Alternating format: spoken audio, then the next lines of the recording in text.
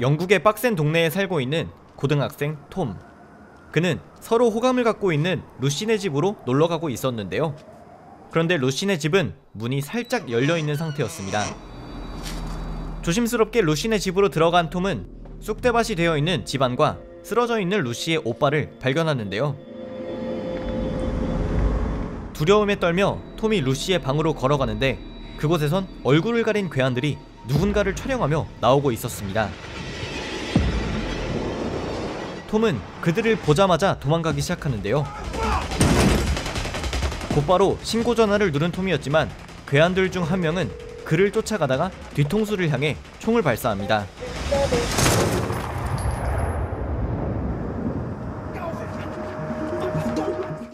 오랜 시간 혼수 상태였던 톰은 다행히 별다른 문제 없이 깨어나게 되는데요. 단 하나, 신고하기 위해 귀에 가져다 댄 핸드폰이 파손되며 뇌에 파편이 들어가 있는 문제가 있었습니다. This is your phone.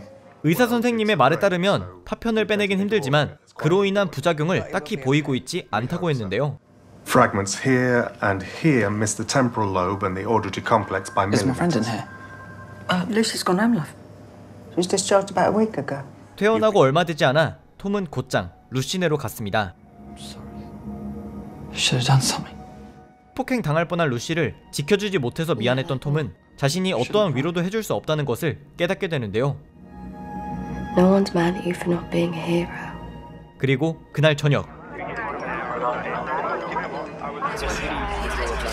집에 돌아오던 톰은 자신을 고통스럽게 하는 이상한 주파수들을 느끼게 됩니다. 가까스로 집에 도착해 방을 둘러볼 때도 전자제품들에서 무수히 많은 정보들이 쏟아져 나오고 있었는데요.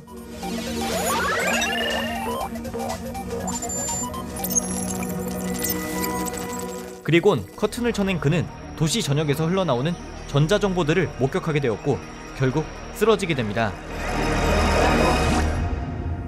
다음날이 되었을 때 그는 학교로 향하는 버스에서도 주변인들의 휴대폰 속 모든 것이 자신에게 느껴지는 것을 알게 되는데요. 이후 수업 시간에는 동급생들의 휴대폰을 훑어보게 되었고 그중 같은 반 일진 유진의 폰에서 루시네 집에서 나온 괴한들의 영상을 발견합니다.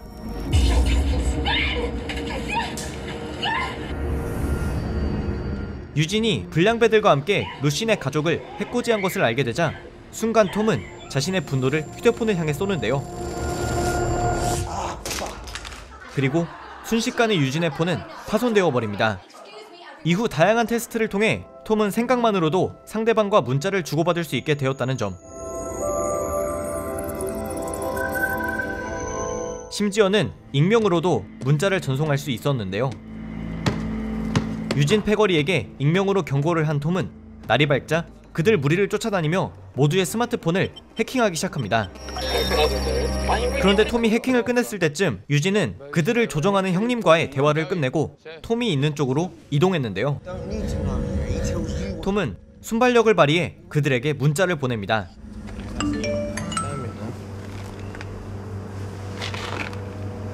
What? 이제 톰은 루시를 괴롭히는 모두의 스마트폰에 통제권을 갖게 된 것인데요. 카메라 너머로 한 명 한 명을 지켜보던 톰은 그들을 괴롭혀주기 위해 전기가 통하는 모든 것들을 기괴하게 작동시킵니다.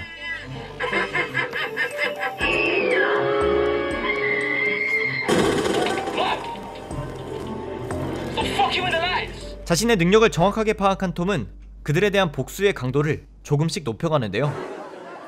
그의 복수의 시작은 학교의 조례 시간에 유진 무리들 중 한 명의 은밀한 혼자 즐기기 시간을 재생시켜버리는 것이었습니다.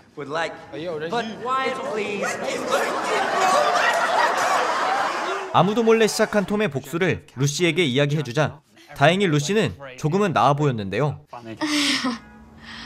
God, how did that even happen? 그런데 루시와 톰이 함께 평온한 시간을 보내고 집으로 돌아갈 때 유진의 무리들이 그들을 가로막았습니다. You don't think it's nothing to do with us, do you? 유진은 집을 침입한 사람들이 자신의 패거리가 아닌 척했지만 그와 동시에 자신들을 괴롭히고 있는 미지의 존재를 두 사람에게 추궁하기 시작하는데요. 위기를 모면해야 했기 때문에 톰은 그들에게 맞서며 동시에 패거리 전체에게 익명의 메시지를 한 번 더 보냅니다. I told you, Hazard, bro. Come out! Come out now! 다행히 이렇게 위기를 모면할 수 있었지만 톰은 유진 패거리와 그들 뒤에 있는 불량 집단 전체를 뿌리 뽑지 않는 이상 동네가 평화로울 수 없다는 점을 깨닫게 되는데요. Thank you for today. 우선 이들의 뒤를 봐주고 있는 세력에 대한 이해가 필요했던 톰은 유진 패거리가 차량을 훔치려 할 때를 기회로 삼습니다. 톰은 그들을 차량 안에 가둬버리는데요. I didn't lock the fucking door, Cass, man. Shut your mouth. I didn't lock the door. 당황한 그들이 서로 싸움을 할 때 톰은 라디오 주파수를 통해 공포스러운 목소리로 그들의 상부에 누가 있는지 이름을 요구했고, 동시에 차량에 정차해 있는 상태로 엔진은 쉼없이 작동시킵니다. 삽시간에 차량에서 피어오르는 연기에 그들이 질식하기 시작하자 톰은 그들의 목숨을 담보로 정보를 요구하는데요.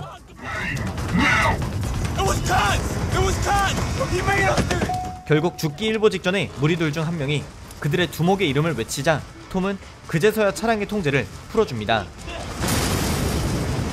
마약 거래까지 하는 커츠가 그들의 두목이라는 것을 알게 된 톰은 커츠 무리들에 대한 정보를 총정리합니다. 커츠가 자신의 자동차를 끔찍히 여긴다는 점을 알고 있었던 톰은 그의 차량에 오줌을 누는 영상을 그가 보는 텔레비전 화면에 틀어버리는데요. Oh shit, he's pissing. Motherfucking prick. Hurry up, bro. 당연히 이런 미끼에 낚인 커츠와 무리들은 모두 주차장으로 달려갑니다. 그 사이 톰은 그들의 아지트로 들어와 방 곳곳에 있는 전자제품들을 파괴하기 시작하는데요. 그리고 그들이 숨겨놓은 마약의 위치까지 찾아내 모조리 갖고 사라져버립니다. 가장 우선적으로 불량배들이 많은 이 구역을 깨끗하게 만들어야겠다고 생각한 톰은 마약을 모두 소량으로 분류시켜 불량배들이 사는 집 주변에 숨겨놓는데요. 그리곤 익명으로 그들과 마약의 위치를 모두 경찰들에게 알립니다. 특공대까지 출동한 경찰력에 동네에 있던 불량배들은 상당수 잡혀 들어갔고, 단기간에 불량배들이 신원미상의 누군가에게 응징을 당하자 인터넷은 톰을 아이보이라고 칭하며 응원하는 목소리로 가득 찼는데요. 홀가분해진 톰이었지만 조직 전체가 흔들리기 시작한 커츠는 아이보이가 전자통신 장비들을 지배하고 있다고 생각했고, 동네의 모든 집에 들어가서 관련 전자제품들을 파손하거나 뺏어버리라는 명령을 내립니다. Your own mothers, your cousin, your sister. I don't give a fuck. Understood? 그때 학교에 있던 톰은 이들 세력 때문에 전자제품을 빼앗긴 피해자들의 SNS 및 각종 정보들을 얻게 되는데요. 그 즉시 톰은 커츠 세력들의 휴대폰을 염탐하기 시작합니다. Go to the yacht tonight to pick it up.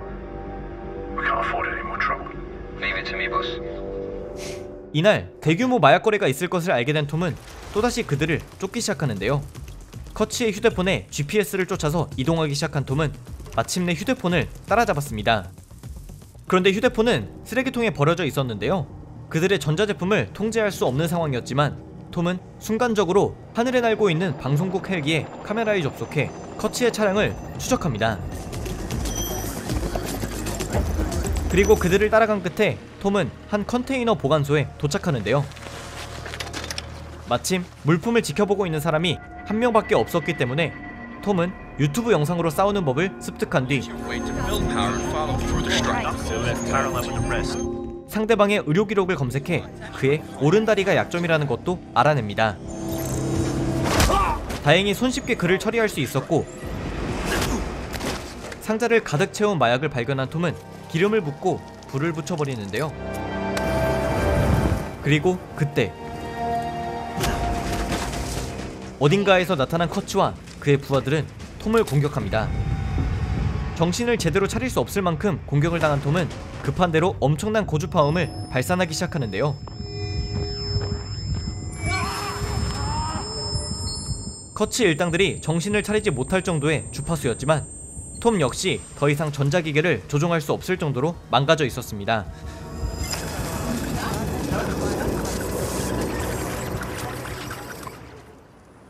다음날 가까스로 정신을 차린 톰은 자신의 위험한 행각을 눈치챈 루시와 절친 데니의 이야기를 듣게 되는데요.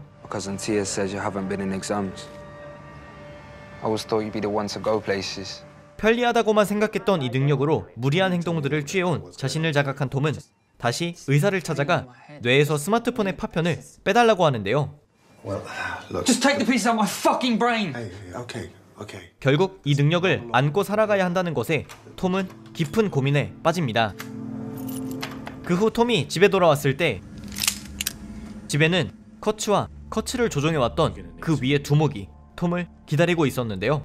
I've heard rumors that you can tap into phones with just your mind. 누구에게도 얼굴 하나 들키지 않았던 아이보이 톰.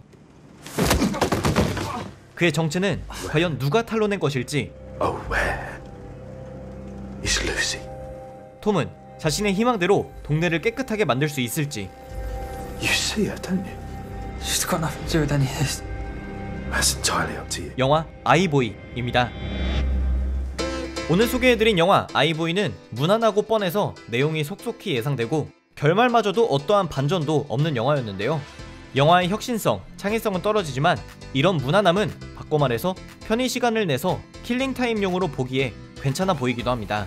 SF 장르가 가질 수 있는 설정의 무궁무진함을 굉장히 잘 활용했다는 생각이 들었지만 가끔은 주인공 톰의 능력이 전혀 제한이 없을 정도로 무지막지해서 그가 6탄전을 할 때를 제외하면 너무 쉬운 싸움이라는 생각이 들었는데요. 게다가 그의 능력의 발현도 사고로 인해 스마트폰 파편이 뇌에 들어갔다 라는 설정이 다여서 아무리 SF라지만 주인공의 능력 설정 부분에서 지나친 자유를 주었다 라는 생각이 들었습니다. 오늘 소개해드린 부분에서는 해당 장면을 배제했지만 톰은 익명으로 문자를 보낼 수 있는 능력을 시작으로 나중에는 자유롭게 금융 서버도 드나들며 마음대로 원하는 계좌에 돈을 채워넣을 수도 있었는데요.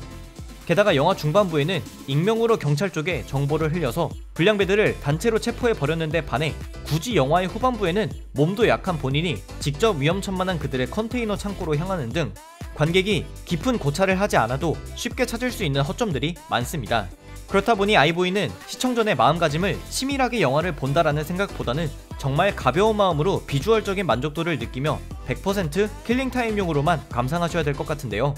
영화 말미에는 나름 후속편에 대한 떡밥도 남기지만 명작 반열에 올라도 후속편이 나올까 말까인데 이 정도로는 후속편은 없다고 생각하시는 게 좋을 것 같습니다. 다시 한번 강조드리지만 이 영화는 킬링타임용, 출퇴근 시청용, 주말에 할 일 없을 때 보는 정도의 영화로 추천해드립니다. 감사합니다. 지금까지 B맨이었습니다.